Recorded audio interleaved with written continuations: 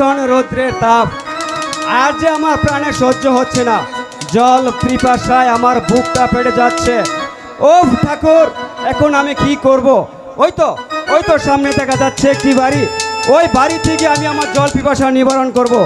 বাড়িতে কেউ কি আছেন? আমাকে একটু জল দেবেন? কে কে যেন জল জল বলে চিৎকার করছি, কিন্তু আমি যে কিছুতেই বাইরে যেতে পারবো না। ওগো ঠাকুর, আমি যে হিন্দুর মেয়ে, জল না দিলে যে আমার পাপ হবে। কি ভাবছো সুন্দরী? তাহলে কি আমাকে জল দেবে না? না না, ভাবছি আপনি হয়েছেন রাজপুত্র। তাতে কি হয়েছে? আপনি জল পান করেন স্বর্ণের পাত্রে, আর আমি হয়েছি দিন ভিখারির মেয়ে, আমি জল পান করি ওই মাটির পাত্রে। তাই তো ভাবছি আপনাকে আমি কোন পাত্রে জল খেতে দেব। সুন্দরী, তোমরা যে পাত্রে জল পান করো সে পাত্রে আমাকে জল দাও।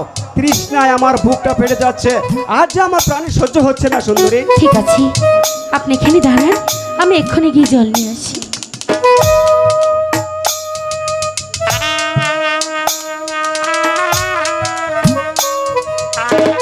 এই যে আপনার জল। সুন্দরী,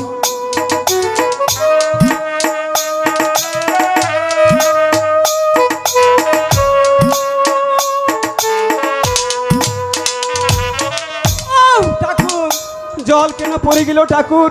তবে কি আমার ভাগ্যে জল নেই? কি বলছেন? জল পড়ে গেছে তাতে কি হয়েছে? আমি এক্ষুনি আপনার জন্য নতুন করে জল নিয়ে আসছি। কুমার, এই নিন আপনার জল।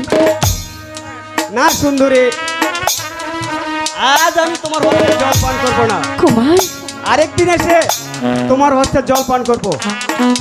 এবার আমি যাই সুন্দরী। এই শুনুন, যাই বলতে বলুন, আসি। হ্যাঁ সুন্দরী, এবার আমি আসি।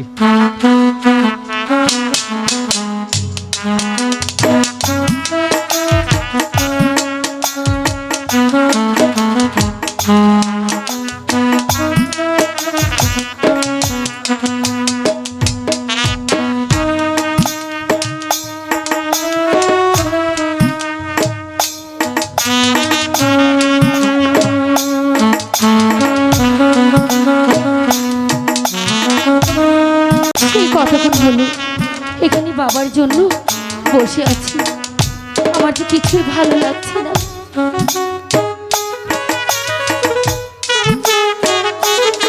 বাবার জন্য যে মনটা কেমন করছে।